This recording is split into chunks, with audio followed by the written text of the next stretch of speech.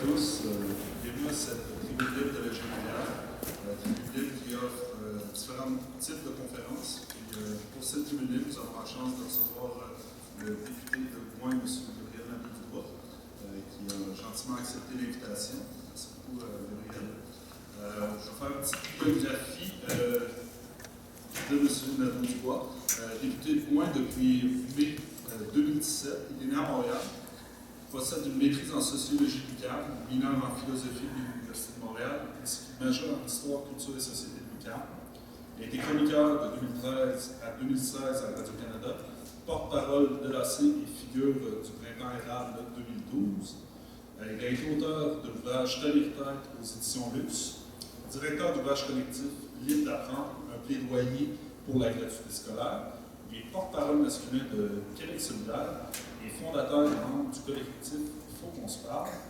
Donc, M. Nadeau-Dubois, je vous laisse aller. Merci beaucoup. Bonsoir tout le monde. Merci d'abord à la GEQTR de l'invitation. Je suis très content d'être parmi vous cet après-midi. On m'a demandé de venir vous parler d'un sujet que j'affectionne particulièrement. C'est-à-dire, on m'a demandé de venir vous parler de la vision de Québec solidaire en matière d'enseignement supérieur. On m'a demandé de venir vous parler des universités. Et j'ai accepté parce que c'est un peu un retour pour moi à mes anciennes amours, un retour à des réflexions que j'ai portées et que j'ai entretenues pendant de plusieurs années quand j'étais militant dans le mouvement étudiant. Alors j'ai accepté l'invitation et je vais me permettre de bien sûr partager des réflexions avec vous, vous parler des propositions qui sont les nôtres, au Québec solidaire, mais plus généralement, vous parler de ce qui est en train d'arriver aux universités québécoises, en essayant de l'inscrire, je dirais, dans ce qui est en train d'arriver aux universités en général à travers le monde.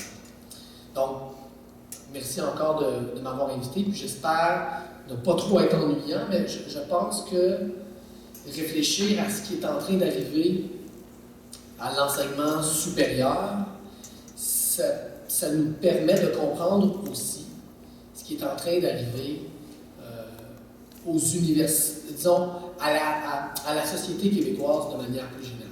Je pense que les transformations que subissent depuis plusieurs années les universités au Québec et dans le monde illustrent bien des transformations plus profondes, des transformations sociales générales qui affectent les sociétés contemporaines, pour parler en sociologie.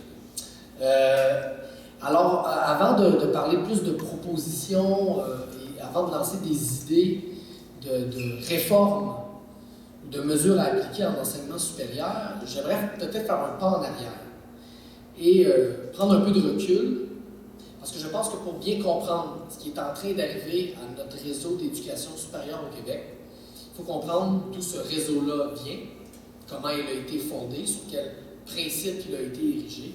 Mais il faut aussi comprendre, plus généralement encore, quel rôle ont joué les universités dans l'histoire récente, dans l'histoire des sociétés occidentales.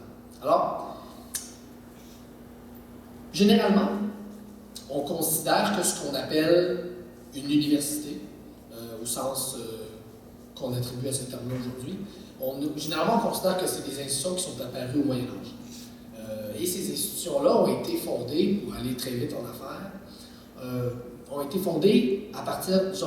fondées sur une revendication très très forte d'autonomie, de liberté académique, de liberté philosophique à l'égard du pouvoir social qui était dominant à l'époque, c'est-à-dire le pouvoir de l'Église, qui était partout, qui imposait ses dogmes à l'ensemble de la société. Et en Europe, lorsque les premières universités sont apparues, elles sont apparues très rapidement avec une revendication d'autonomie en disant au pouvoir ecclésiastique, notamment le pouvoir du pape, de se tenir le plus loin possible. Et toute l'apparition des universités est marquée par cette revendication forte où des théologiens, des philosophes, des médecins, des littéraires et leurs étudiants, je ne féminise pas volontairement parce qu'à cette époque-là, il n'y avait pas encore de femmes, ont, dès le début donc, de ces premières universités, revendiqué très fortement leur autonomie. D'ailleurs, on considère généralement que la première grève étudiante de l'histoire a eu lieu en 1215 à Paris. Et cette première grève étudiante de 1215 était motivée par une volonté de sortir les autorités papales de l'université en disant « Laissez-nous réfléchir en paix, laissez-nous philosopher, laissez-nous travailler intellectuellement sans imposer vos dogmes, sans venir nous dire à partir d'un dogme religieux ce qu'il faudrait ou non chercher, dans quelle direction il faudrait orienter notre travail universitaire. » Donc, dès les premières universités au Moyen Âge, cette idée forte de liberté académique, elle est déjà là. Et toutes les universités naissent sur cette question, sur cette revendication, qui disait grosso modo, laissez-nous chercher la vérité librement, sans nous imposer des dogmes. Et donc, comme je l'explique, cette revendication-là de liberté académique, elle a d'abord été dirigée envers l'Église. Parce que c'était le pouvoir dominant de l'époque, tout simplement. Et ce qu'on peut dire, c'est que toute l'histoire des universités en Europe et ensuite en Amérique, toute l'histoire de cette institution-là est toujours marquée par cette tension, par cette revendication des milieux universitaires, à travers toutes les époques. Mais cette revendication des milieux universitaires de demander une liberté académique, une liberté dans la recherche de la vérité, dans la recherche de nouvelles connaissances, pour le dire de cette manière. Ce modèle d'université, qu'on va appeler le modèle de l'université moderne, ça a toujours été un idéal. Hein? C'est-à-dire que cette idée de l'université comme sanctuaire, comme endroit où on réfléchit, professeurs et étudiantes ensemble, où on fait de la recherche pour faire avancer la connaissance, où on transmet de la connaissance de manière désintéressée, c'est-à-dire sans en rechercher toujours un profit immédiat ou un impact économique immédiat. Cette idée d'université comme sanctuaire de la pensée, ça n'a jamais existé pour vrai. Jamais il y a eu une université qui a vraiment existé avec cette perfection-là et cette autonomie parfaite. Mais dans toute l'histoire des universités, ça a toujours été un idéal à poursuivre. C'est-à-dire que la communauté universitaire, de son administration jusqu'à ses étudiants, ses étudiantes, en passant par les professeurs, tout le monde était habité quand même de cette idée, de cet idéal qu'on poursuivait, qui était de dire, nous devons, comme communauté universitaire, constamment garder en tête, nous devons constamment viser cet idéal d'autonomie et de liberté académique. Il y a toujours eu des tentatives d'infiltration de certains pouvoirs sociaux, il y a toujours eu des tensions. Bref, ce que je veux dire, c'est que cet idéal n'a jamais existé pour vrai dans la réalité. Mais il existait quand même en tant qu'idéal, c'est-à-dire en tant que modèle à poursuivre. Comment est-ce que ce modèle d'université, comment est-ce que cet idéal d'université s'est incarné ici au Québec? Bien, vous savez, le réseau des universités au Québec s'est développé très très tard dans notre histoire. Hein? On peut dire que réellement l'apparition d'un réel réseau universitaire public date de l'époque de la Révolution tranquille, suite au rapport Parent. Et dès le départ, notre réseau d'universités publiques au Québec, dès le départ, il a été fondé sur un compromis entre ce modèle d'autonomie, cet idéal de liberté académique dont je viens de vous décrire, et des nécessités de développement économique. Si vous avez lu, par exemple, le rapport Parent, qui décrit, qui est un peu l'acte, l'acte de naissance de notre réseau d'éducation publique au Québec, qui est un peu l'espèce de texte fondateur de tout notre réseau public, des polyvalentes jusqu'aux universités. Dans le rapport Parent, c'est dit très clairement que le réseau d'éducation au Québec, particulièrement le réseau d'éducation supérieure, est fondé sur deux valeurs fondamentales. D'abord, la volonté de créer, de permettre la transmission de la connaissance, la recherche fondamentale, l'avancement du savoir. Donc, on pourrait dire des objectifs qui sont désintéressés, qui sont académiques. Et déjà, dans le rapport Parent, on dit qu'il faut aussi que les universités contribuent au développement du Québec. C'est pour ça qu'on va instaurer un réseau des universités du Québec partout sur le territoire, parce qu'on veut développer l'économie des régions. C'est aussi une époque où on est très conscient au Québec que l'économie du futur va être une économie où il va falloir de la main-d'œuvre éduquée. Donc déjà dans le rapport parent, il y a l'idée selon laquelle les universités doivent contribuer à former une main-d'œuvre éduquée. Même chose pour les cégeps. On dit les cégeps et les universités, on va les mettre partout sur le territoire pour développer économiquement nos régions et pour créer de la main-d'œuvre qualifiée qui va constituer la future classe moyenne au Québec. Puis à ce moment-là, une classe moyenne qui est en constitution. Hein. Ce sont essentiellement les cégeps et les universités au Québec qui ont créé la classe moyenne. Et donc, dès le début de notre réseau d'éducation supérieure au Québec, il y a un équilibre, il y a un compromis entre une idée humaniste de l'université, très désintéressée, et une vision plus économique, plus mercantile. Et c'est sur ce compromis-là, sur cet équilibre toujours fragile, qu'a été constitué le réseau universitaire et aussi le réseau collégial. Et peut-être que c'est même au niveau collégial où on voit le plus cet équilibre, parce qu'on a d'une part une formation générale dans les formations au cégep, hein, qu'on donne à tout le monde, philosophie, français, anglais, pour tout le monde, qu'on veut devenir médecin ou mécanicien, et une formation spécifique qui là, nous prépare pour le marché du travail. Donc c'est l'idée qu'on se donne un système d'éducation qui est en équilibre entre ces deux idées, une conception humaniste, une conception libre, et une conception plus économique. Il faut quand même que les gens travaillent, il faut quand même leur permettre d'intégrer le marché du travail. Donc, dès le départ, le réseau universitaire au Québec, il est fondé sur un équilibre. Et cet équilibre-là, comme tous les équilibres, il est fragile. Où en est-on aujourd'hui? Bien, pour résumer la situation, je dirais que ce qui se passe depuis une vingtaine d'années au Québec, c'est l'effritement de ce compromis du rapport parent.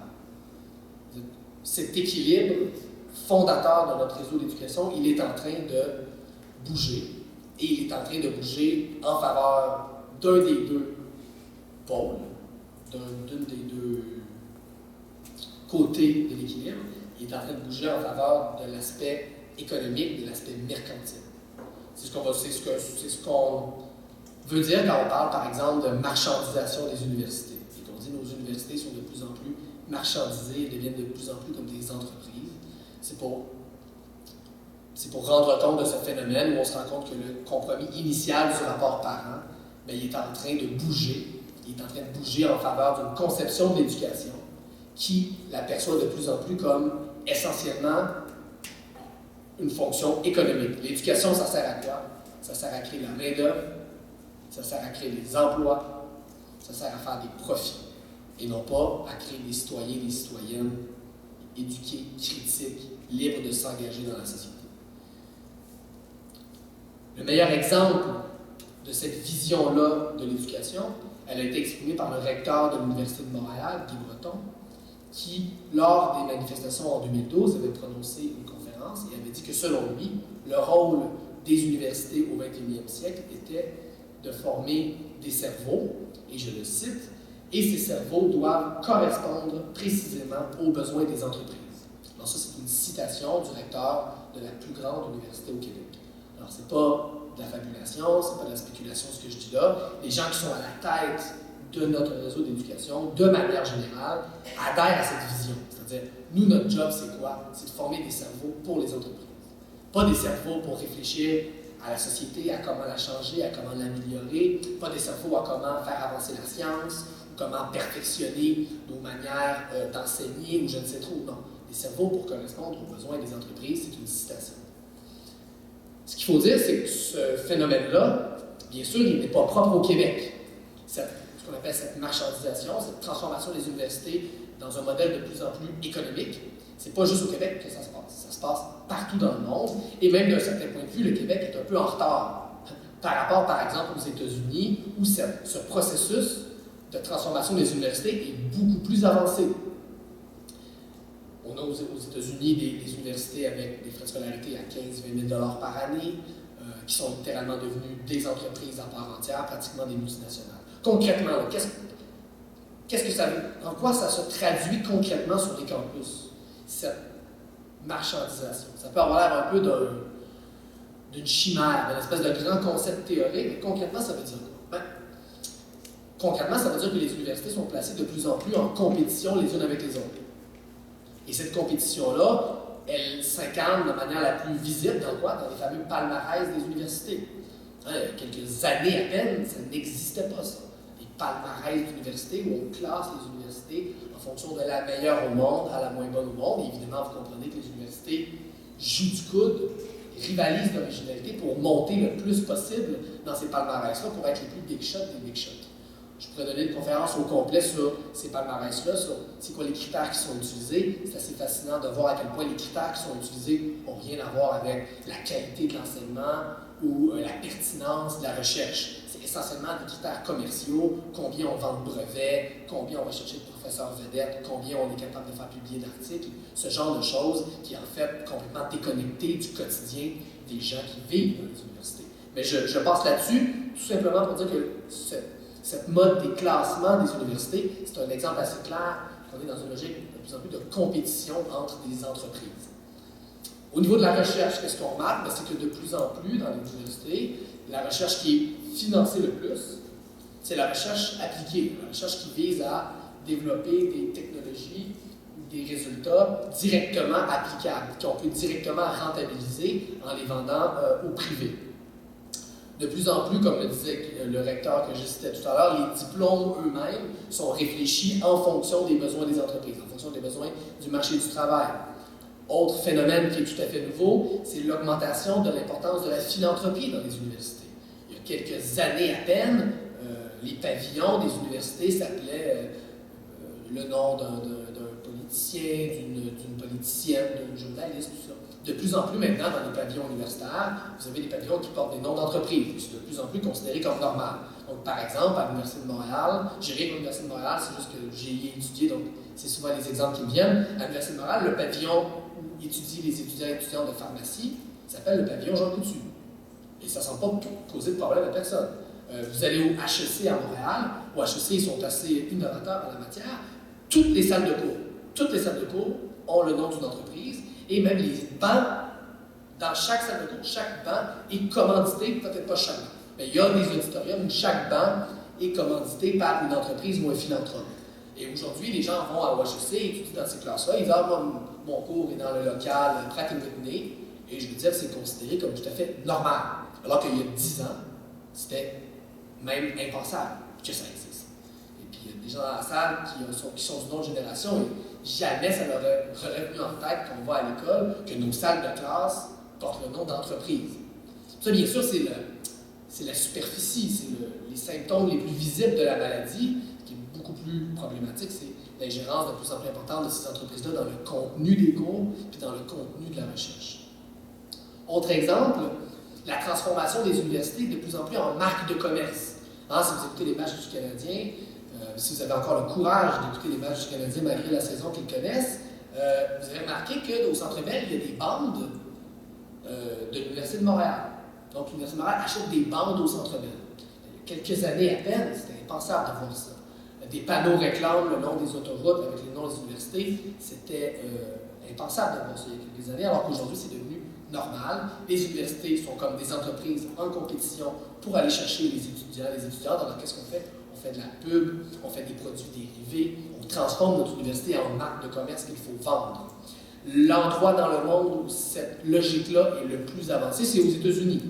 Aux États-Unis, vous avez des universités qui sont littéralement des entreprises privées où on va vendre le fait qu'on a une piscine, un club d'escalade, 3 Starbucks, des salles de lounge, toutes sortes de patentes à gosses, dans le fond, toutes sortes d'éléments, des décorations qu'on rajoute autour pour convaincre les étudiants et les étudiantes de venir chez nous. Est-ce que c'est une université qui donne une bonne éducation, de qualité, une éducation qui permet de réfléchir, tout ça? Tout ça, évidemment, est complètement évacué. Les universités se compétitionnent en rivalisant en matière d'équipes sportives, de marques de commerce, de produits dérivés, de publicité. Et aujourd'hui, on y est presque habitué, alors qu'il y a quelques années à peine, je me répète, c'était des choses qui n'existaient pas. C'est tout à fait nouveau. Je pourrais continuer longtemps sur tous les exemples qu'on peut donner de cette marchandisation. J'en donne un dernier.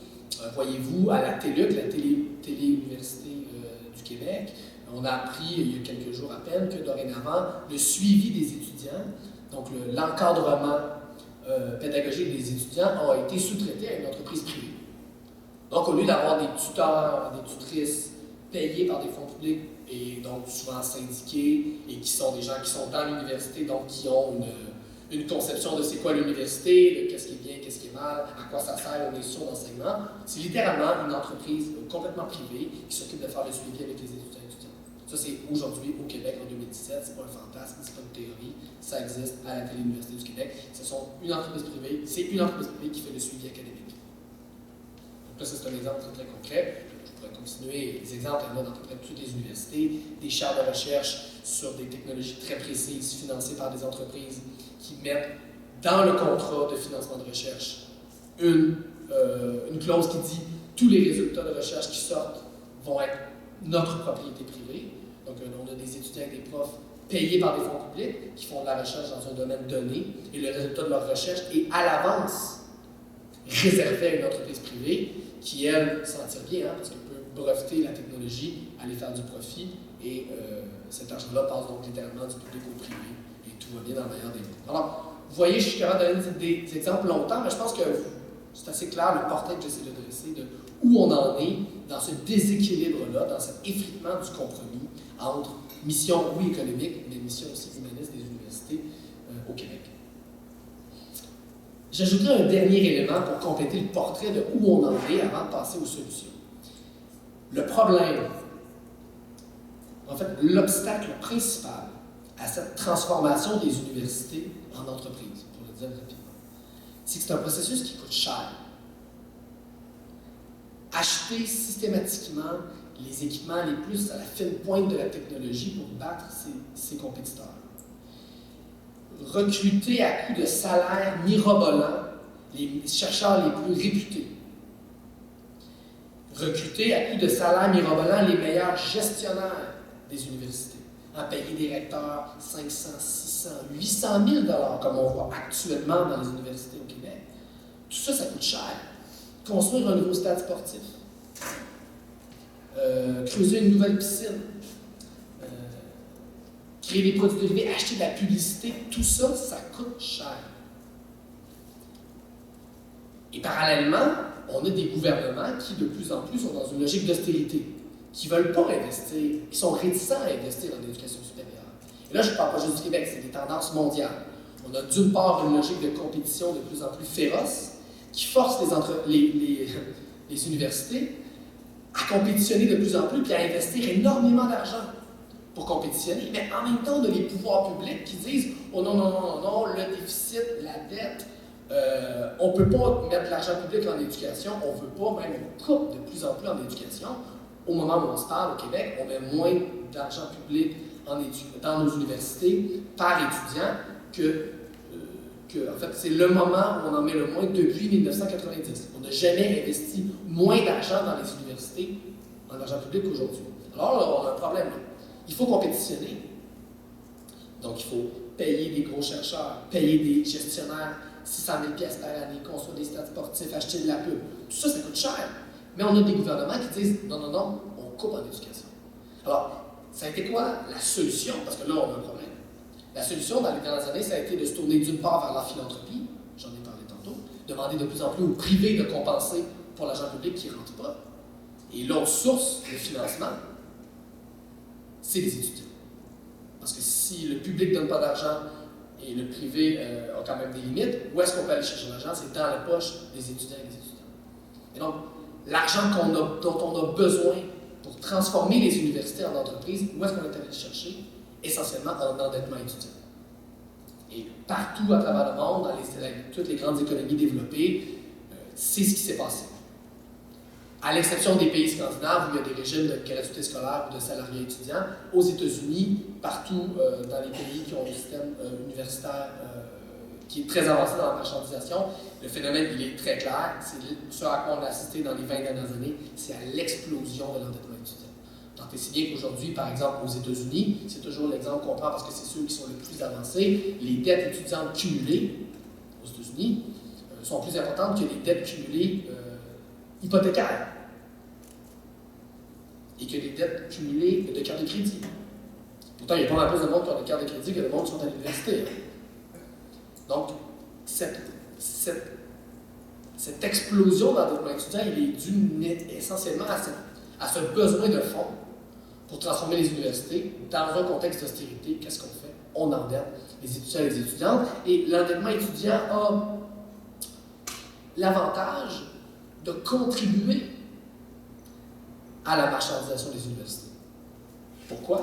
Je le dis très simplement, parce que si vous savez qu'en sortant de l'université, vous allez avoir 25, 27 000 comme c'est en ce moment la moyenne au Québec dans les étudiants, 30 000 40 000 45 000 de dette, avant de vous inscrire, vous allez faire un calcul. Là. Vous allez vous dire, ouais, si je suis pour ressortir avec 30 000 de dette, peut-être que finalement, la littérature française, ça ne m'intéresse pas trop. Peut-être que l'anthropologie, là, c'est peut-être pas mon premier choix. Peut-être que mon premier choix, ça va être une formation qui m'assure d'avoir un bon salaire. Alors, l'endettement étudiant, c'est pas seulement une manière d'aller chercher de l'argent, c'est une manière, pour le dire autrement, de jouer dans la tête des étudiants et étudiantes pour qu'eux et elles-mêmes se mettent à incarner cette nouvelle vision de l'éducation qu'on veut promouvoir. Parce que si vous savez que vous allez sortir avec 40 000 de dette, vous allez drôlement calculer votre shot quand va venir le temps de choisir votre programme d'études.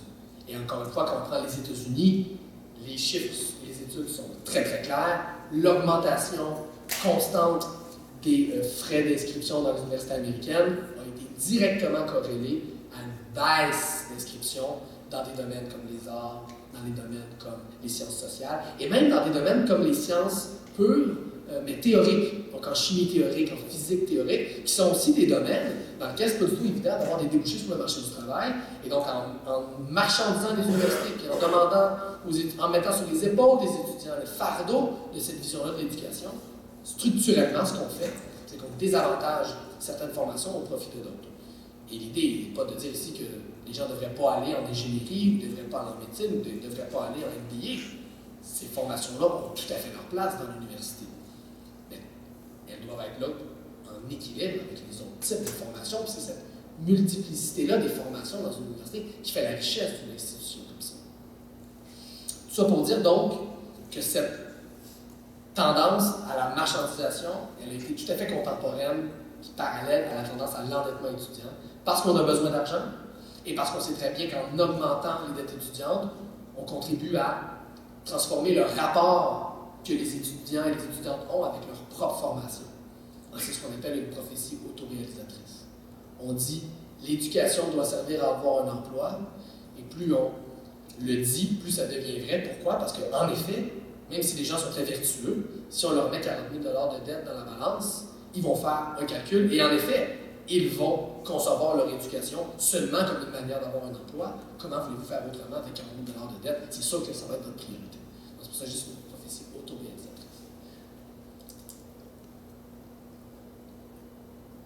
Ça, on l'a vu pas seulement au Québec, on l'a vu partout à travers le monde, je l'ai dit, à l'exception des pays scandinaves. Cette tendance-là, elle est mondiale. L'avantage au Québec, c'est qu'on est moins avancé dans cette tendance-là. On est Marcel Elliott, qui est un des premiers sociologues québécois, disait qu'au Québec, on a souvent l'avantage du retard historique.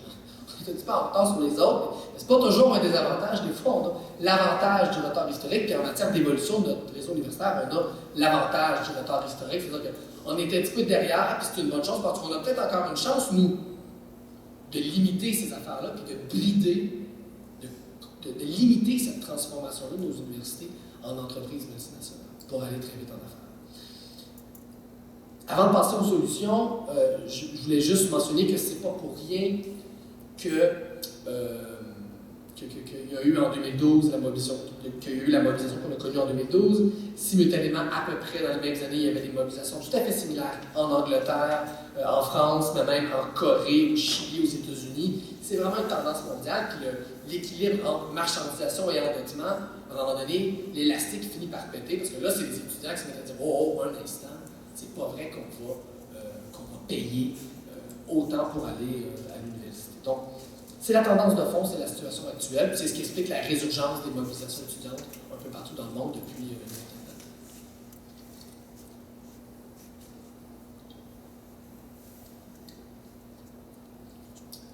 Qu'est-ce qu'on fait avec ça?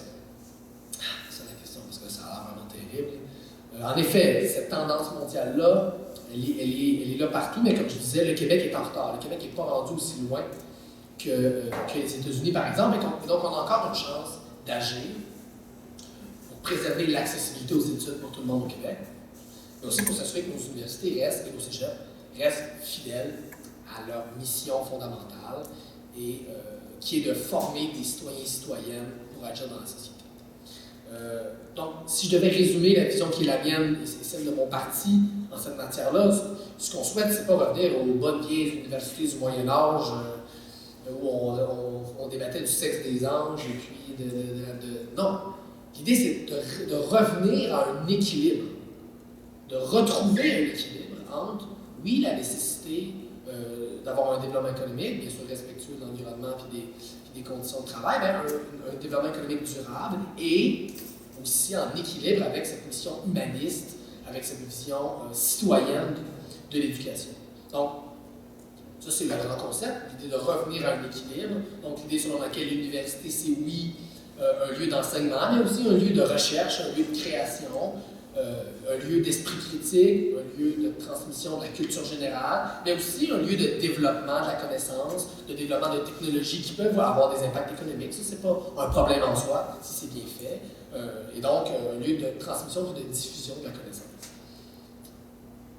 L'important pour nous, c'est que cette création de connaissances, cette diffusion de connaissances soit faite en toute liberté académique, en toute autonomie, et non pas dictée par des objectifs à court terme de rendement qui proviendraient de bailleurs de fonds privés. Donc, c'est de revenir à un équilibre pour valoriser l'autonomie universitaire et la liberté académique.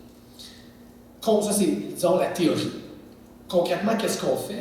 Bien, il faut faire plusieurs choses concrètement pour retrouver cet équilibre-là. D'abord, il faut mettre fin au sous-financement des universités au Québec. Parce qu'un des éléments qui pousse les universités à entrer dans des logiques de concurrence, dans des logiques dans des logiques philanthropiques, par exemple, on va chercher des fonds au privé, c'est que les pouvoirs publics les assèchent. Je vous le disais tantôt, en ce moment au Québec, par tête de pipe, on n'a jamais mis aussi peu d'argent dans nos universités depuis 1990. On est au plancher historique de financement des universités par tête de pipe au Québec quand on tient en compte l'ensemble du financement provincial et fédéral. Je me permets de dire un mot sur le sous-financement pour faire un lien avec ce que je disais tout à l'heure. Vous vous rappelez qu'en 2012, quand il y a eu l'augmentation des frais de scolarité, vous vous rappelez que la principale raison qui était alléguée pour augmenter les frais de scolarité, c'était le sous-financement. On disait les universités manquent d'argent. Et là, il y avait même des gens comme Lucien Bouchard et compagnie qui poussaient les hauts cris. On disait les universités du Québec sont en péril. L'économie du Québec est en péril. Et il y a une urgence nationale de refinancer les universités. Or, on est endetté, il y a un déficit de zéro. Alors, la seule manière de refinancer les universités, c'est quoi? C'est d'augmenter les frais de scolarité. Ça, c'était l'argument qui était servi à la population québécoise et aux étudiants du Québec en 2012.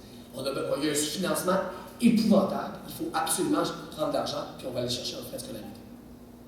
Cette hausse des frais de scolarité-là, heureusement, ne s'est jamais produite. Alors, on devrait se dire, ben là, il y avait une urgence nationale de refinancer les universités. Ils ont voulu augmenter les frais pour faire ça, ça n'a pas marché. Alors, depuis 2012, ils ont dû investir dans les universités si c'était une urgence nationale et qu'il fallait absolument remettre de l'argent. Or, c'est tout le contraire qui s'est passé. Depuis 2012, on a coupé dans les universités. Et tous les grands lobbies, Conseil du patronat, Institut économique de Montréal, Lucien Bouchard et compagnie, toutes ces personnalités publiques qui, en 2012, poussaient les hauts cris, tiraient la sonnette d'alarme en disant « il faut absolument refinancer les universités ». Où ont-ils été dans les dernières années, quand les libéraux coupaient dans les universités? On ne les a pas entendus du tout. Qu'est-ce que ça démontre, ça? Ça démontre qu'en fait, l'augmentation des frais de scolarité de 2012, fondamentalement, n'avait rien à voir avec une réelle volonté politique de refinancer l'éducation, mais avait tout à voir avec une volonté de substituer la provenance du financement. L'objectif, ce n'était pas de mettre... Il n'y avait pas une vraie volonté politique sincère de financer plus les universités. L'objectif, c'était de passer d'un financement public à un financement par la poche des étudiants. Parce que si le réel objectif, ça avait été de refinancer les universités, depuis, c'est ce qu'on aurait fait. Or, on a fait tout le contraire, on a continué à couper. Donc, ça démontre que tout l'argumentaire du sous-financement de 2012 était en fait un prétexte pour augmenter les frais. Ça n'avait rien à voir avec une réelle volonté de refinancer l'éducation. L'objectif, bref, c'était de transformer d'où vient l'argent, pas de mettre dans l'absolu plus d'argent. D'ailleurs, historiquement, c'est ce qui s'est vérifié au Québec. Suite à chaque hausse des frais de scolarité, il y a eu une diminution équivalente du financement étatique. Notamment après l'augmentation des frais de scolarité en 2007, on a augmenté les frais à peu près de 30 et parallèlement à ça, le financement public a diminué. C'est toujours ça l'idée, c'est pas de mettre plus d'argent, c'est de passer d'un financement public à un financement utilisateur payant. Tout ça pour dire, c'est une grande parenthèse pour parler de la hausse des frais de scolarité, mais tout ça pour dire que selon nous, la priorité, c'est un réinvestissement majeur en éducation postsecondaire dans les universités, un réinvestissement public et une révision de la manière dont on finance l'éducation. C'est-à-dire pas juste mettre plus d'argent, mais au lieu de faire du financement avec le mode de financement actuel, on finance par tête de pipe, on finance pour chaque étudiant, on donne un certain montant. C'est d'ailleurs une formule qui avait été inventée par François Legault lorsqu'il était ministre de l'Éducation. Cette manière de financer l'éducation par tête de pipe, elle a un gros désavantage, c'est qu'elle alimente énormément la compétition entre les universités, parce que chaque étudiante que vous allez chercher, c'est une subvention de plus, puis c'est une subvention de moins pour votre compétiteur. Donc, ce mode de financement-là, un de ses problèmes, il y en a plusieurs, il y a des avantages, notamment les universités de région à plein d'égards, mais il y a aussi un gros problème, c'est qu'il alimente la compétition. Nous, ce qu'on pense, c'est qu'il faut revoir le mode de financement pour avoir un mode qui apaise la compétition au lieu de l'alimenter. Un autre chantier qu'il faut lancer, en termes de piste de solution, il faut revoir l'administration de nos universités. Il faut revenir à une manière de gérer les universités qui est plus collégiale, qui est plus démocratique à l'intérieur des institutions. Au lieu d'être dans la logique inverse où on donne de plus en plus de pouvoir au rectorat et aux directions universitaires en disant « Ah, eux, c'est des bons gestionnaires, ils vont nous propulser sur les marchés internationaux de l'enseignement. » Non, on veut redonner les clés de la gestion universitaire aux étudiants, aux étudiantes, aux employés de soutien, aux professeurs, aux chargés de cours, etc. Bon, redémocratiser la gestion des universités, parce que ça, c'est le meilleur rempart contre l'ingérence des entreprises, contre l'ingérence des pouvoirs extérieurs, c'est de redonner l'administration universitaire aux gens qui font vivre les universités. C'est-à-dire les travailleurs, travailleuses, les étudiants et les étudiantes. Une gestion qui aussi, je le mentionne, doit être paritaire selon nous, c'est-à-dire 50% hommes, 50% femmes. Il faut aussi lancer un chantier, ce que moi j'appelle une commission parent 2.0, pour encadrer, pour venir préciser, redéfinir ce qu'on veut que soit la mission des universités et des cégeps au Québec au 21e siècle. Instaurer des nouvelles règles, des nouvelles balises pour assurer l'autonomie des universités, des institutions par rapport à tous les pouvoirs politiques comme les pouvoirs économiques. Il faut réfléchir à comment mieux soutenir la recherche-création, la recherche fondamentale. Il faut mieux encadrer la propriété intellectuelle. C'est de plus en plus pressant comme problème dans nos universités.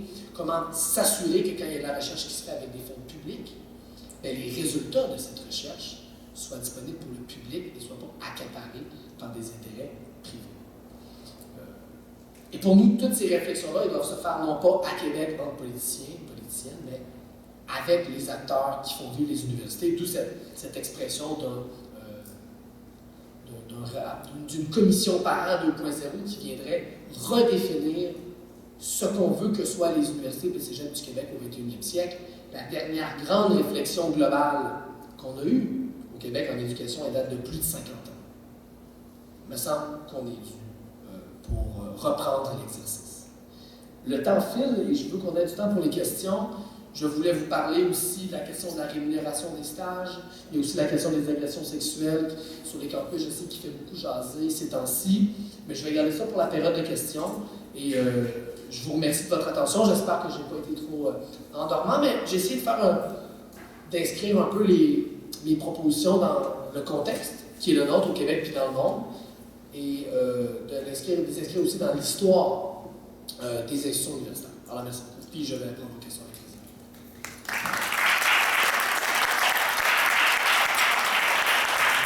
Merci beaucoup. Pour ceux qui veulent poser des questions, vous pouvez vous présenter le micro à l'avant. Et Gabriel, c'est un plaisir de répondre à vos questions.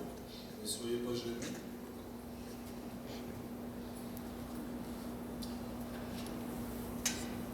Ici, je vais passer la classe. Bonjour, Simon, président de l'Université du Québec. Je voulais savoir quel rôle tu voyais au Conseil de l'Université du Québec, Conseil des collèges, dans la gouvernance universitaire. Qu'est-ce que concrètement, selon toi, ça changerait au réseau? Quel devrait être le conseil de répondre à ces préoccupations là-dessus? Bonne question, on va la mettre en contexte, pour tout le monde qui connaît le Conseil des universités. Ben, en fait, c'est qu'il y a un projet qui est en discussion depuis un moment dans le réseau public d'Université au Québec sur la création d'un Conseil des universités. C'est-à-dire une espèce d'instance de coordination et de concertation dans le milieu universitaire pour orienter le développement du réseau universitaire au Québec. On va aller rapidement en affaires. Et il y a tout un débat sur est-ce que ça devrait exister ou pas, puis quelle forme ça devrait prendre. Nous, on pense que, en effet, c'est important, puis c'est intéressant d'avoir un lieu où on réfléchit de manière cohérente le développement du réseau universitaire au Québec et qu'on ne peut pas laisser le développement du réseau universitaire au libre jeu de la concurrence entre les institutions. Parce que sinon, ce que ça fait, on le voit, ça fait des campus de l'Université du Québec à Rimouski, l'autre bord du fleuve en face de l'Université Laval pour aller voler des étudiants et des étudiantes. Ça fait des campus satellites un peu partout sur le territoire pour aller chercher des... C'est un développement qui, depuis les dernières années, qui est complètement anarchique. Et ça coûte très cher, ça a causé des fiascos immobiliers dont tout le monde s'est rappelé d'ici. Et donc, c'est clair qu'il faut se donner un lieu où on réfléchit en cohérence, c'est quoi les besoins, puis comment on développe le réseau des universités de manière intelligente. Si on est là-dessus, sur le principe, on est d'accord. Ceci étant dit, on est on ne fait pas, pour le dire très clairement, on fait pas confiance au gouvernement libéral pour être les bons architectes. On ne fait pas confiance au gouvernement actuel pour bien réfléchir et mettre en place ce Conseil des universités. Parce que si c'est bien fait, ça peut être très utile, mais si c'est mal fait, ça peut aussi devenir une espèce de mécanisme. Il peut y avoir, par exemple, des mécanismes de standardisation de l'enseignement ou d'évaluation de la soi-disant qualité des cours où on va envoyer des spécialistes, des technocrates dans les classes pour évaluer si ça a sa place comme formation, tout ça. Donc, nous, on est pour le principe. On pense qu'on a besoin d'une telle institution comme ça au Québec. On pense simplement que c'est une mauvaise idée d'en donner, que ce soit un gouvernement aux orientations idéologiques néolibérales qui s'en occupe. Parce que ça va, si c'est eux qui le font, ben, ils vont le faire à leur manière et on a bien peur que loin de régler le problème, ça l'aggrave. Sur le fond, bien sûr qu'on pense que c'est important pour qu'on ait un développement des universités qui soit cohérent, qui pour apaiser les dynamiques de compétition, puis sortir de l'anarchie dans laquelle on est actuellement. Autre question?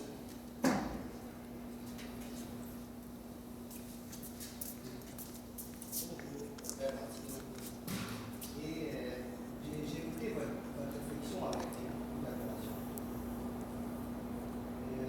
Vous voulez redéfinir l'idée, ça donne la mission de redéfinir la mission des universités du Québec à partir du rapport des intéressants.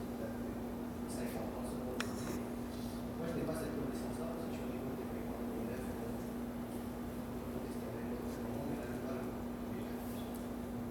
C'est qu'on a des parties prenantes qui veulent s'accaparer l'espace, inclure où les gens réfléchissent, apprennent à devenir des citoyens de l'Europe.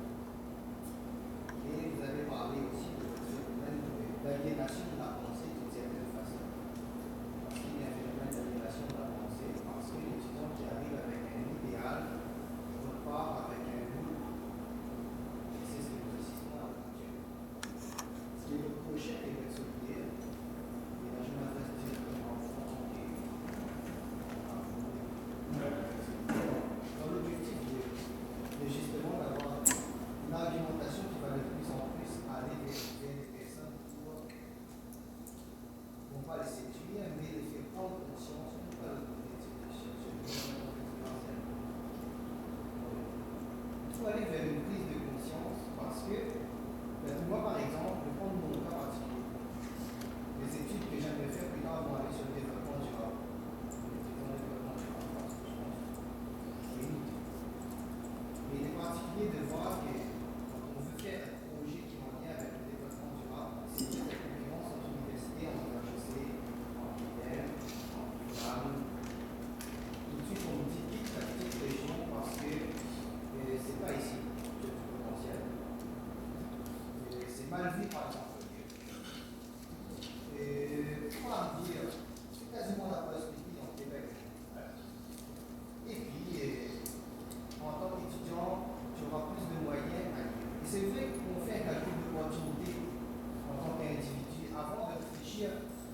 intuitivement, on se dit, ben, je suis étudiant à l'étranger, par exemple, je paye 15 000 dollars par 15 000 dollars de session, donc 21 000 de session.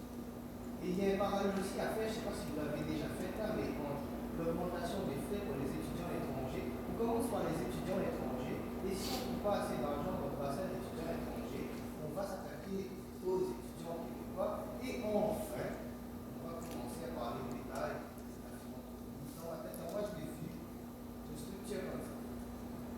Donc il y a un potentiel que vous pouvez aussi avoir pour les étudiants étrangers. Les universités canadiennes offrent quand même des formations qui sont pertinentes et reconnues mondialement.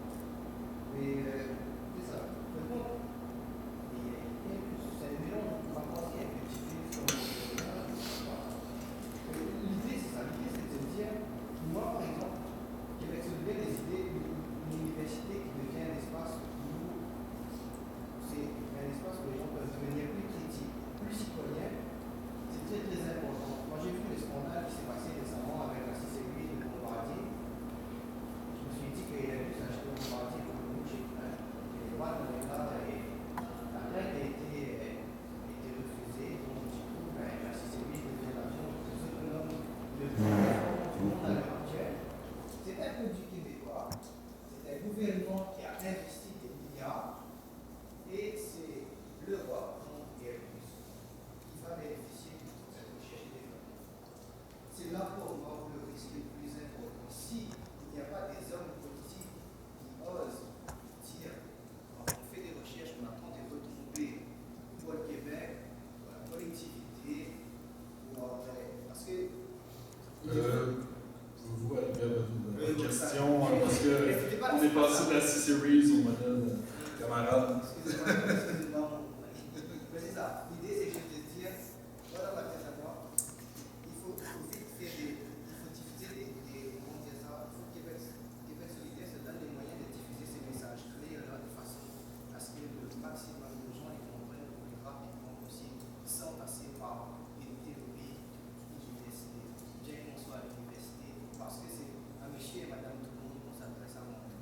C'était juste ça, c'était une réflexion, enfin, il y a peut-être une question.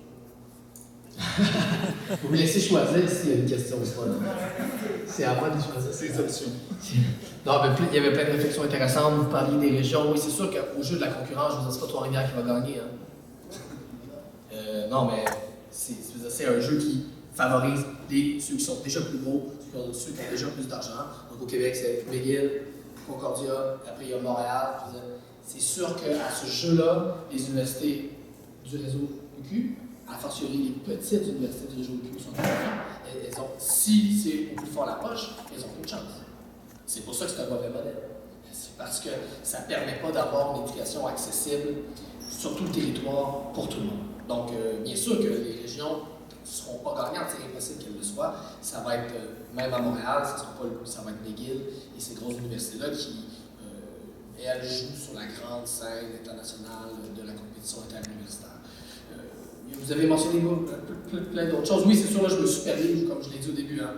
Aujourd'hui, je me suis fait plaisir. Je suis dans une université, on m'a demandé de parler des universités. Je suis revenu à mes vieilles amours, je me suis laissé aller en matière de réflexion. C'était en effet pas le speech électoral le plus accessible et convaincant, mais j'en avais pas non plus la prétention.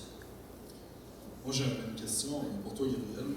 On sait qu'on va célébrer en grande pompe le 50e des UQ. Est-ce que ce ne serait pas un bon moment pour interpeller les politiques pour revendiquer, tantôt ce que tu parlais, d'avoir une commission parent 2.0? Je pense que ce serait une belle occasion d'envoyer ce message-là. Je parle plus au niveau des associations étudiantes, de revendiquer ça, en fait, pour la prochaine année. C'est vrai que l'occasion serait bien choisie. C'est tout à fait. J'avais même pas vu l'anniversaire venir, mais oui, l'occasion serait très bien choisie, puis on est dû pour avoir cette réflexion-là. Depuis 2012, il y a eu un peu en 2012, je pense que pour les administrations universitaires et les acteurs politiques, 2012 a été un peu un traumatisme. La réaction a été tellement vive à leur volonté d'augmenter les frais de scolarité que depuis ce temps-là, tous les enjeux de l'éducation supérieure ont comme été balayés sous le tapis parce qu'on a tellement eu la chienne. à Québec, quand on s'est dit, OK, les universités, je veux dire, on ne touche plus à ça, on n'en parle plus, parce que la dernière fois, on s'est fait avoir. Fait que je pense qu'il faut dépasser ça, là, ça fait 5 ans, il faut revenir au débat, puis oui, refaire un bilan de qu'est-ce qu'on a besoin, puis moi, j'irais bien plus loin, oui, il faut repasser, il faut rediscuter du réseau des universités du Québec, mais il faut arrêter de penser au Québec qu'il y a 2 classes d'universités. L'Université McGill, l'Université de Montréal, l'Université Laval, ce n'est pas des universités privées, c'est des universités publiques, qui sont financées par des fonds publics, puis il faut, moi j'en ai sincèrement marre de les voir se comporter comme si elles étaient dans une classe différente que les petites UQ de région qui, elles, font du service de proximité, pendant que nous, les Big Shots à Montréal, on brille sur le marché international de l'éducation postsecondaire. Et là, voilà, je caricature volontairement, hein, mais je caricature pour faire ressortir un peu le... Merci. Mais tu sais, il faut recommencer à penser le réseau universitaire dans sa cohérence, dans son entièreté. Et parce que je le disais, c'est pas les petites UQ de région qui vont. Puis quand je dis petites, je veux dire en termes de nombre de personnes, qui vont gagner contre McGill, ça n'arrivera pas. Il faut une volonté politique de remettre toutes les universités sur le même pied d'égalité. Bien sûr, elles peuvent avoir des missions différentes, c'est correct ça. Mais il faut que tout le monde ait les mêmes chances de faire son travail. Puis son travail, c'est fournir une éducation de qualité aux jeunes Québécois, aux jeunes Québécoises, accessible, de qualité, qui les prépare bien sûr, au marché du travail, mais aussi à être des citoyens et citoyennes conscientisés, critiques, aptes à participer en démocratie. Et ça prend les deux, puis il faut, je pense, revenir à ces intentions fondamentales. Merci. Autre question? Oui, j'en avais une petite. En fait, Frédéric, juste pour rappeler un peu le principe que vous avez évoqué, juste un peu plus au niveau de l'université ici. Je veux dire, le recteur a comme illustré l'administration générale de l'université, mais je veux pas en ce moment, on est dans une situation budgétaire qui est assez difficile, comme toujours des articles qui sortent, mais pas de côté difficile. Donc là, on regarde ça, en plus, on peut un peu en table l'Écosse où ils ne peuvent pas nécessairement chercher plus de revenus au niveau ministère, mais d'aller dans l'emploi des étudiants. Comme la tendance qu'on voit depuis quelques années, c'est beaucoup de couper justement dans les charges pour justement améliorer un peu la situation financière sur l'université. Là, ça se répercute des fois dans le service étudiant, dans la grosseur des classes, dans la disponibilité de ça. Donc, est-ce que c'est, j'entends comme sur ce principe-là, comme la nouvelle tendance sur l'autre, est-ce que c'est implanté à travers les réseaux, est-ce que c'est plus comme nous aussi, ou comme qu'est-ce que vous pensez généralement là-dessus? Bien, les coupures des dernières années, elles ont affecté tout le réseau, mais de manière bien inégale.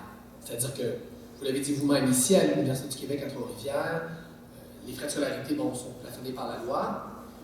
Une des possibilités, c'est les frais accessoires, les frais institutionnels obligatoires. Où là, il y a eu, dans les dernières années, une explosion. Puisqu'on ne peut pas augmenter les frais de scolarité, qui sont décrétés par le ministère, on invente toutes sortes de frais autour. Et là, à chaque université, son originalité. Hein. Donc, il y a les frais technologiques, les frais de sport, les frais de photocopie, les frais de...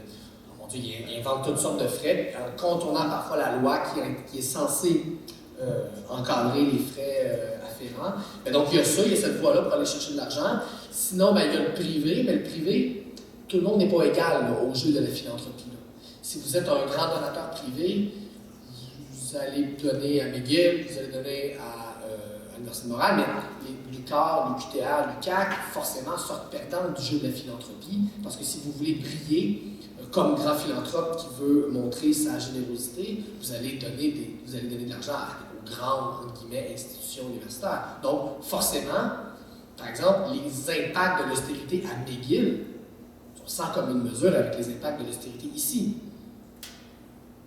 Parce qu'à McGill, il y a une soupape qui s'appelle la philanthropie puis le financement privé qui permet de compenser jusqu'à un certain point de vue pour l'argent qu'ils perdent du côté du financement public. Donc, oui, les coupures en matière d'austérité ont touché l'ensemble des campus. À l'Université de Montréal, il y a eu des coupures dans la bibliothèque, dans le nombre de livres, dans le nombre d'abonnements à des revues spécialisées. C'est quand même, dans une université, là, couper des abonnements à des livres, à des revues, c'est grave là, en 2017. Là. Donc, ça a eu des impacts partout, mais forcément, plus les universités sont de petite taille, plus elles en souffrent parce que leurs ressources pour aller chercher du financement privé sont pas mal moins importantes. Je vais répondre à ça.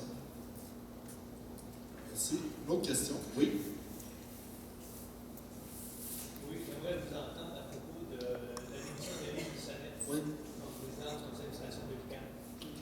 J'ai lu sa lettre avec beaucoup d'intérêt, peut-être pour mettre en contexte. Lise Bissonnette, qui était la rectrice de l'UQAM depuis quoi 4 ans, 3 ans à peu près, je pense. A démissionné, c'est hier, je crois. Hier. Et dans une lettre ouverte au Devoir, donc, dans le journal Le Devoir, critiquait ouvertement le régime de 2 poids, 2 mesures qu'elle voyait entre le réseau des universités du Québec et les universités dites à charte. Et c'est notamment elle qui rappelait très justement qu'il n'y a pas 2 types d'universités au Québec. Les universités à charte, c'est des universités publiques, puis qu'il faut les ramener à l'ordre à ce niveau-là. Donc moi, j'ai trouvé le contenu de cette lettre très intéressant. Je pense que c'est un cri du cœur qu'il faut entendre. Ça ne veut pas dire que je suis d'accord avec tout ce que Mme Bissonnette a fait à l'Université de Montréal comme présidente, à l'UQAM comme présidente du conseil d'administration. Elle a pris des décisions avec lesquelles j'étais en désaccord. Elle ne faisait pas du tout l'unanimité au sein de la communauté universitaire à l'UQAM. Là, il y avait beaucoup de critiques de sa gouverne. Mais si on met ça de côté, il y a un cri du cœur, je pense, qu'il faut entendre, qui témoigne de l'exaspération des gens. Quand on est rendu à démissionner, comme ça, à la veille des élections, et par désespoir, littéralement, en disant « Je pensais que je serais capable de faire quelque chose, mais on ne nous donne juste pas les moyens pour relancer nos universités. » C'est très inquiétant comme geste. Si on met de côté les désaccords qu'on peut avoir avec le style de gestion qu'elle a eu, là, c'est super inquiétant. Puis moi, on peut juste espérer que ça fasse allumer quelques lumières à Québec parce que le statu quo est impossible. Merci. Une autre question?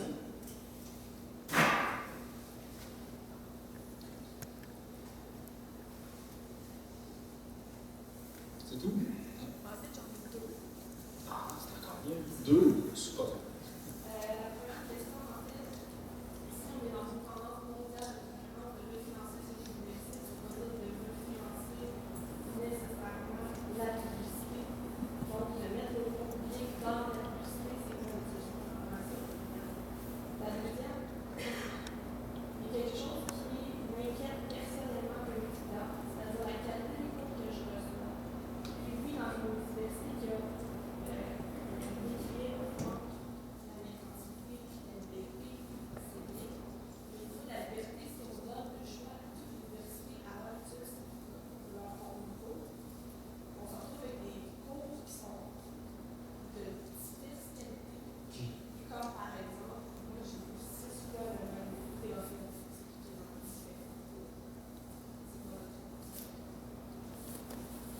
D'abord, la première question qui est très intéressante, ce que vous me dites, c'est si les universités, c'est rendu des business, pourquoi mettre des fonds publics dans des business?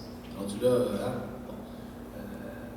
en effet, et c'est pour ça, et je suis tout à fait d'accord avec vous, c'est pour ça que le refinancement des universités doit s'accompagner de la réflexion dont je parlais sur leur rôle, leur mission, puis qu'est-ce qui est acceptable comme administration des universités. Parce qu'en effet, si on donne plus d'argent aux universités du Québec, par exemple, en disant « Voilà, là, on vous donne de l'argent, allez compétitionner McGill. » Elles vont prendre l'argent, elles vont s'embaucher des recteurs, elles vont recruter des recteurs célèbres sur le marché des recteurs célèbres, qu'elles vont payer 900 000 $.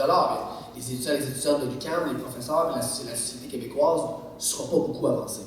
Là-dessus, vous avez bien raison. On ne peut pas juste mettre de l'argent sans avoir la réflexion sur la transformation des universités. Ça doit aller ensemble. Parce que mettre plus d'argent dans un système qui ne fonctionne pas, ce n'est pas une solution. Fait que là-dessus, je suis tout à fait d'accord avec vous. Il faut avoir la réflexion sur la mission des universités, mettre les balises, mettre les règles sur qu'est-ce qui est admissible, qu'est-ce qui n'est pas admissible comme pratique. Et à cette condition-là, il faut remettre de l'argent.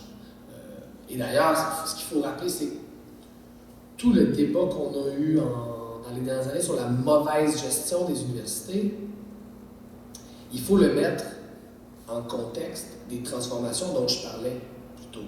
C'est-à-dire, par exemple, quand on a fait des scandales dans les journaux sur les dépenses luxueuses de la rectrice de Concordia, il y a quelques années, je ne sais pas si vous vous rappelez, elle avait fait installer un écran, je sais pas, comme 60, c'est une affaire de fou, là. Dans son bureau, ça avait coûté super cher. Il y a eu les scandales de rémunération de Monroe Blum, l'ex-rectrice de McGill. Il y a eu beaucoup de ces scandales-là dans les dernières années et souvent, c'était utilisé pour dire, vous voyez, les universités sont mal gérées. C'est de la mauvaise gestion. Et en fait, du point de vue des gens qui gouvernent ces universités-là, c'est de l'excellente gestion. Parce que dépenser 800 000 $ pour avoir un gestionnaire de haut vol qu'on a recruté à Singapour, du point de vue d'une gestion de multinationale, c'est de l'excellente gestion. Donc, ce qu'on a appelé de la mauvaise gestion dans les dernières années, c'était souvent des symptômes du problème de la marchandisation. Même chose sur la publicité. Quand on dit les universités qui achètent de la pub, c'est du gaspillage, puis c'est de la mauvaise gestion, mais ça dépend de quel point de vue. Si on pense que l'université, c'est une institution publique d'éducation qui doit fournir une éducation de qualité aux gens, en effet, c'est de la mauvaise gestion. Mais si on pense que l'université, c'est une entreprise qui est en concurrence avec les autres pour aller chercher de la clientèle, faire de la pub, c'est de la bonne gestion. Donc, c'est pour ça qu'il faut faire attention quand on parle de gestion des universités. Il faut toujours se rappeler que la gestion, ce qui nous permet de l'évaluer, c'est quoi? C'est notre conception de l'institution. On ne gère pas un groupe communautaire comme on gère une entreprise, comme on gère une école, comme on gère... La bonne gestion, ce qui nous permet d'évaluer, c'est à quoi ça sert une université. Donc, en effet, on ne peut pas juste mettre de l'argent sans avoir la réflexion sur à quoi ça sert l'université. De la même manière, on ne peut pas juste dire aux universités faites la bonne gestion puis rendez-nous des comptes. Ça, c'est superficiel. Il faut dire la bonne gestion, comment on l'évalue? On l'évalue sur la mission des universités. Ça me permet de faire le pont sur la question du Conseil des universités du Québec, qui est en réflexion du côté du gouvernement libéral, quand on dit qu'on veut mettre des mécanismes de reddition de comptes pour s'assurer des bonnes pratiques comptables et de la bonne gestion. Personne n'est contre la vertu, bien sûr tout le monde est pour le fait d'avoir des bonnes pratiques comptables et de la bonne gestion.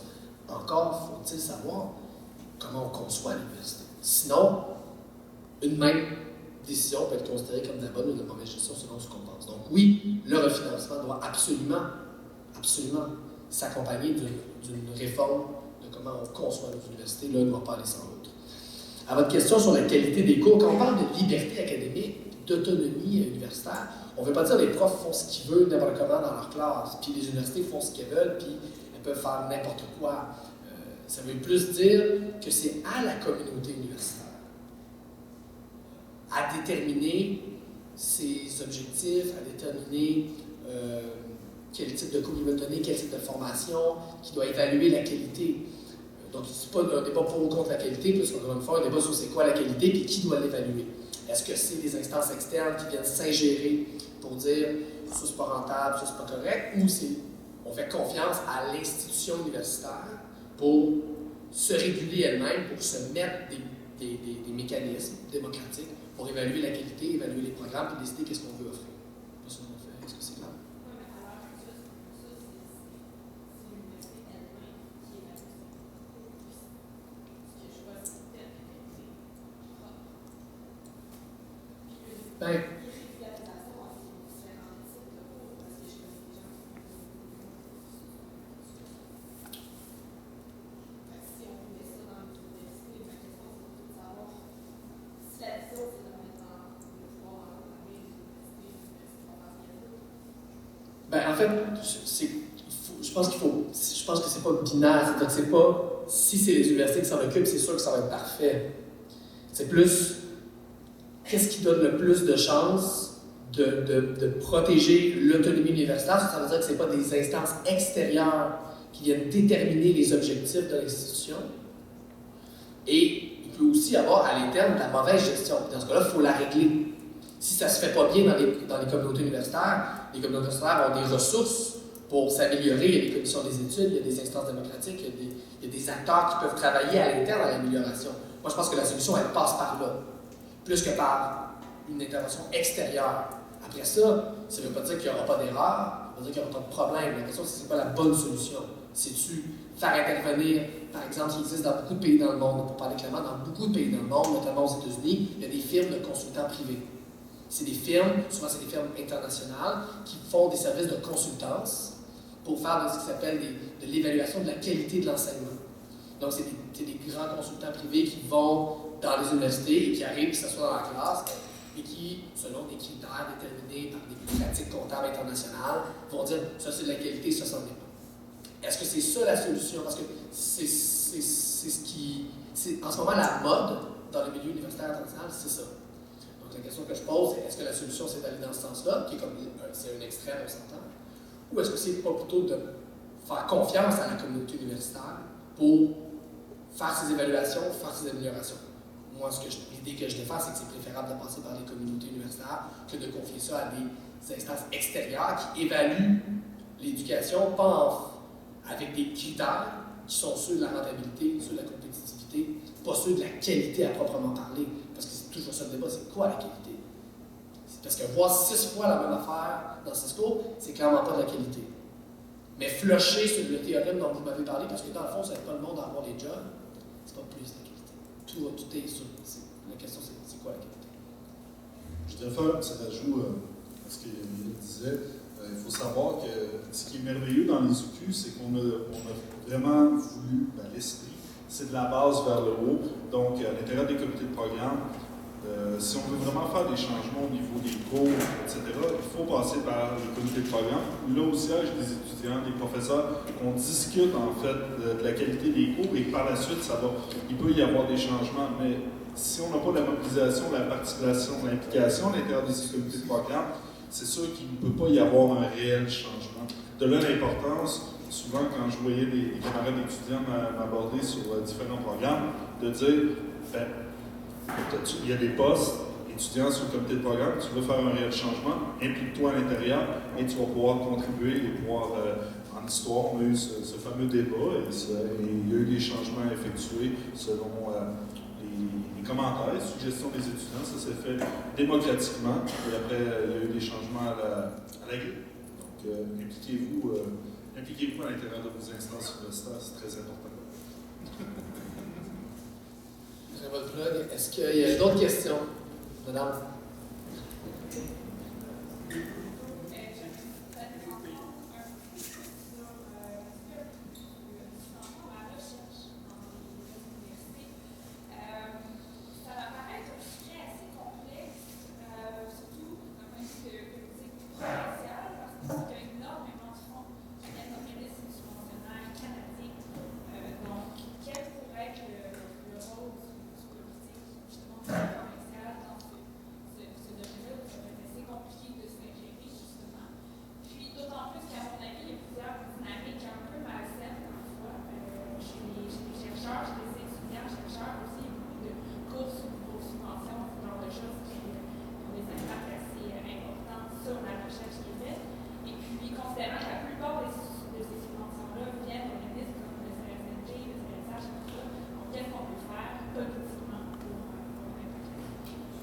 C'est une bonne question. J'ai envie de commencer par dire que c'est encore un peu une déformation professionnelle là, qui va me faire parler comme ça, mais quand on dit qu'une institution se transforme,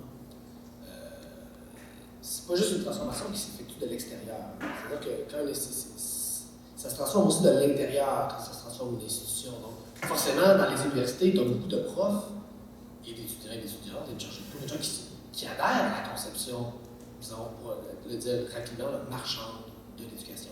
C'est pas juste de l'extérieur, c'est pas juste un envahissement de l'extérieur. Quand une institution se transforme, ça pousse par en dedans aussi.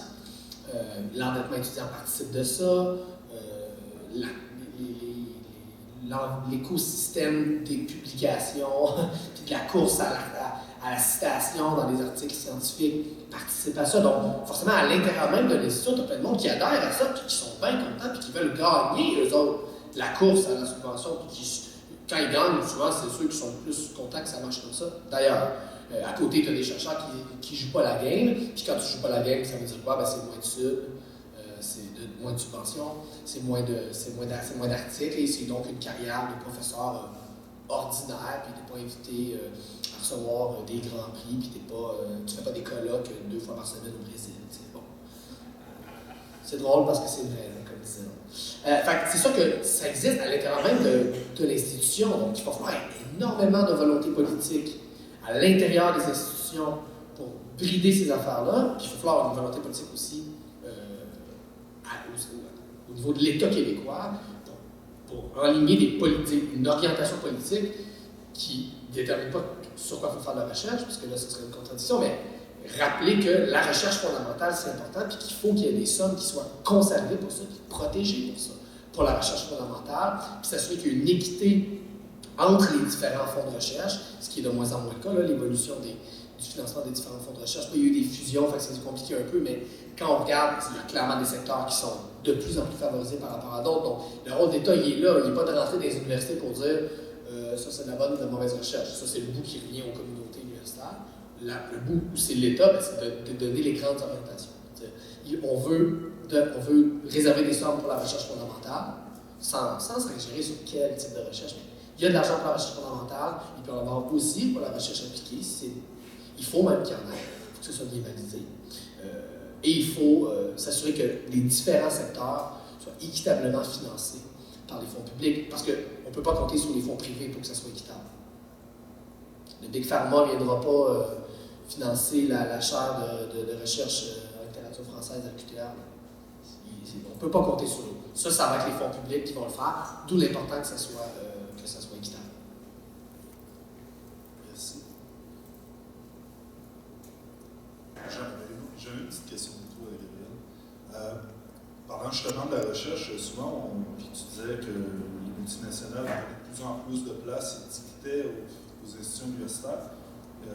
Je crois que c'était Omar Akhtouf, un prof au HEC, qui est pas mal seul dans la galaxie de HEC. Oui. Il parlait en fait que les entreprises maintenant enlèvent leur secteur recherche et développement et sous-traitent aux universités en fait tout ce qui est la recherche et, comme tu t'expliquais tantôt, les fameuses clauses pour les brevets et tout ça. Est-ce que tu penses que ça a été une stratégie du privé de dire tant qu'à dépenser là, on va aller servir des universités comme incubateurs en matière de recherche et développement, puis financer à partir de fonds publics également aussi? C'est moins une stratégie des entreprises privées que la conséquence d'une évolution objective des économies dans les pays développés. C'est-à-dire que, on le sait, là, il y a eu dans les économies développées des vagues de désindustrialisation des régions comme ici l'ont bien vécu d'ailleurs. Donc, passage d'une économie où il y avait de la transformation des matières premières, puis où il y avait une industrie manufacturière forte, c'est des emplois qui ont été délocalisés vers les pays dits en voie de développement, et les économies développées, depuis quelques décennies maintenant, se ressentent sur ce qu'on appelle l'économie du savoir. C'est un peu un mot valise, là, mais bon, sur des économies qui reposent sur donc de la main-d'œuvre hautement qualifiée et de la recherche et développement de pointe. Donc, c'est quoi? C'est les biotechnologies, c'est l'informatique, c'est les industries de création, comme le jeu vidéo, par exemple, le logiciel, mais c'est aussi la pharmaceutique, c'est aussi... Donc, tous ces domaines-là, la haute technologie, tout ça, c'est des emplois qui nécessitent des domaines qui nécessitent des emplois hautement qualifiés et qui nécessitent de la recherche de pointe.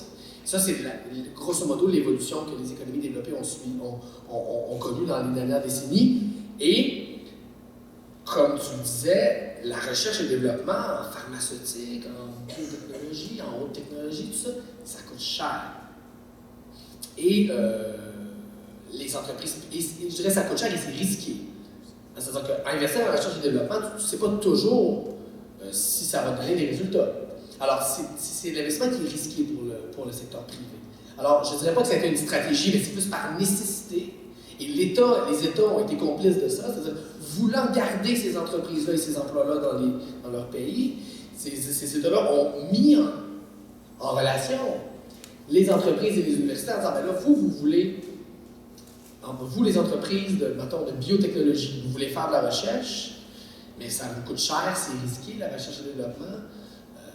Et vous, les universités, ben, vous voulez compétitionner avec les autres pour être des big shots de la recherche et avoir plein d'argent. Ben, voilà. L'État a souvent servi d'entremetteur pour mettre les universités comme demandeurs de recherche et les universités comme offreurs de recherche ensemble. Puis ça fait un peu le triangle fondateur de ce qu'on appelle l'économie du savoir. Donc, je ne dirais pas que c'est une stratégie des entreprises pour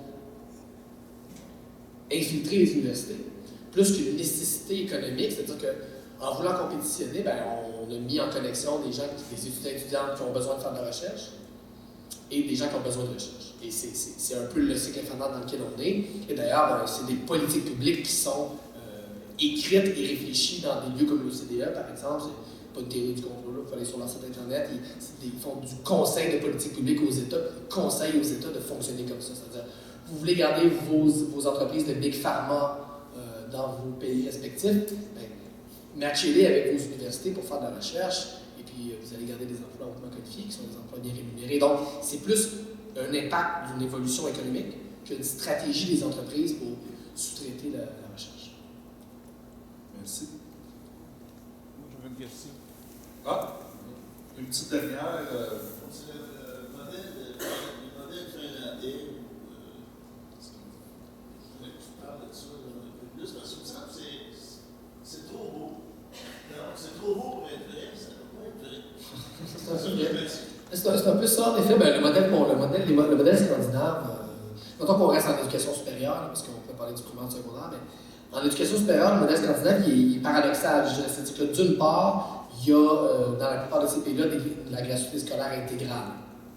Donc, gratuité totale d'accès à l'université, aucun frais d'inscription, aucun frais institutionnel. Il y a souvent en Finlande, si mon souvenir est bon, il y a même, par exemple, l'accès à la cafétéria gratuitement. Et il y a même dans certains pays, là, il y a des mécanismes de bourse automatique. Donc, dès que tu t'inscris, tu as une bourse. C'est presque une forme de salariat étudiant. Tu t'inscris, tu as une bourse, peu importe ta provenance socio-économique. Donc, c'est un modèle qui, du point de vue de l'accessibilité, est extrêmement intéressant. C'est extrêmement généreux, c'est vrai qu'on peut se dire. Même Québec solidaire ne propose pas de se rendre jusque-là. C'est vraiment très généreux. Mais en même temps, c'est des modèles universitaires qui sont aussi très marchandisés. C'est assez paradoxal comme système. Très accessible, très marchandisé. Donc, mais parce qu'il y a une volonté politique extrêmement forte de financer l'éducation, puis là, ça c'est de la petite enfance jusque dans les universités. C'est des pays qui ont été tout à fait épargnés par les vagues d'austérité dans les dernières années, même durant les soubresauts de la crise de 2007-2008. Donc, c'est un peu une exception, une bébête unique là, dans le monde des réseaux universitaires. Au niveau des codes de je sais pas, je pense que c'est la fin. Les salaires des ministres sont pas. Oui, c'est une culture politique qui est complètement différente entre la nôtre, là, en ce qui a trait à la perception des élus. Tout ça, c'est des modèles qui sont très, très, très différents. C'est le moins qu'on peut dire. Merci beaucoup. Donc, merci beaucoup d'avoir participé à cette tribune libre. Ça fait plaisir. Merci encore, Gabriel, pour cette Merci de l'invitation.